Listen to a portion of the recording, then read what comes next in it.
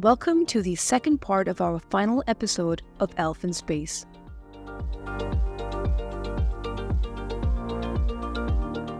As we look forward to welcoming Sultan Al-Neyadi back to Earth, we're thinking not only of the momentous achievements over the last decades in the field of space science, but also to the future. The future of space travel, space exploration, and the next generation who will lead us to new frontiers. What does the future of space exploration look like? I think we're in the middle of this really wonderful beginning to it all, right? Where access to space is opening up to more and more people.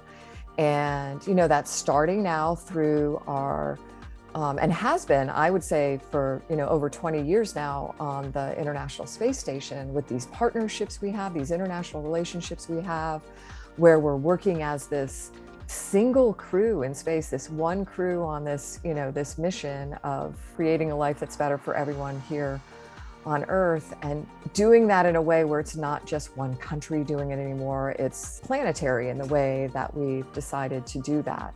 And I think that's going to continue moving forward. We see that as we're starting, we've got this thing called the Artemis Accords, where all these countries are signing on to the ways that we're going to establish this permanent presence, this settlement on the moon, and then looking forward, to Mars and exploration of our solar system. And then I'm counting on that, that Star Trek future materializing at some point where we really are not just interplanetary, but interstellar. And that goes beyond this need for us to just explore, but for us to survive in the really the long-term future, the billions of years. I think we're going to make major breakthroughs, and I'm always trying to collaborate with the people who are doing those breakthroughs. But I think AI is helping us to understand the universe, compute equations that we couldn't do. So I think we're on a very exciting trajectory. But I think we need to make it relatable. We need to take mankind through the journey of where we're going. And we need to take mankind with us into space and understanding why we go into space and what's out there. Of course, Sultan has been up in space for over 180 days, and he's coming back in a few days. It's been a great mission, a lot of success on all scales, and we're very happy with this mission. Of course, looking at the future, what's next for space in the UAE and MBRC? Well, there's a lot happening. Next year, we're planning on launching one of the biggest satellites ever built in the UAE, a very advanced imaging system that will be orbiting Earth and taking beautiful photos of Earth that we can use for environmental protection, disaster monitoring, and town planning. The year after that, we plan to launch our second attempt to land on the moon with the Rashid rover. That'll be in 2025 or 2026. And that's going to be a project that's built in the Emirates with a lot of international collaboration. And then, of course, when it comes to astronauts, we are always looking at how we can train them better, prepare them better for missions to the moon, and hopefully in the future to Mars. So keep an eye on this space. We have Noor and Mohammed coming up, finishing their training, and hopefully we'll find some exciting missions for them going forward. We have explored the characteristics and attitudes of astronauts, seen how they train, and what their life is like on board the ISS.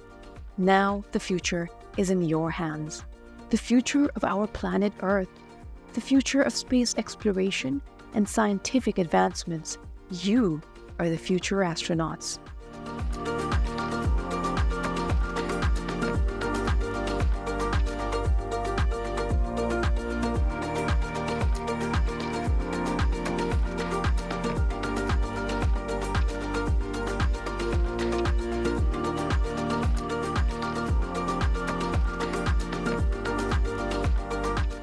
As Sultan Al-Neyadi returns to Earth, one journey is ending, but yours is just beginning.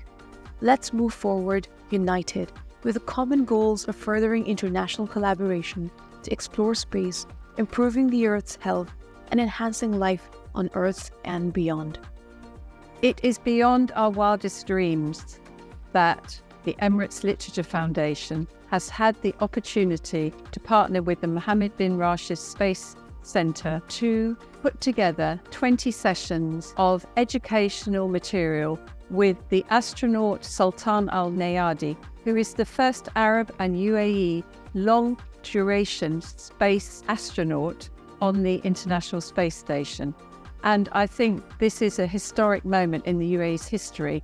And it's been wonderful to record what he's told us, what he's seen, what he's learned, his ideas. There's been so many different moments over the 6 months that there are too many to mention. But having these 20 sessions with a focus, each session has a different focus, and it brings to life space from planet Earth back to space. So one of the most memorable parts of this has been Sultan's deep appreciation of planet Earth, which has increased tenfold during the time he's been there. And he's had conversations with artists, with scientists, with other astronauts, with so many different people. And these have all been recorded for the legacy of his trip to space. What we have learned from this is going to really, really help, I think, on how we look after planet Earth going forward. You can find all the information and all the recordings and the teachers' advice notes and ideas for what you can do in school. You can find all of that on elfinspace.ae. Don't forget to keep an eye on elfinspace.ae.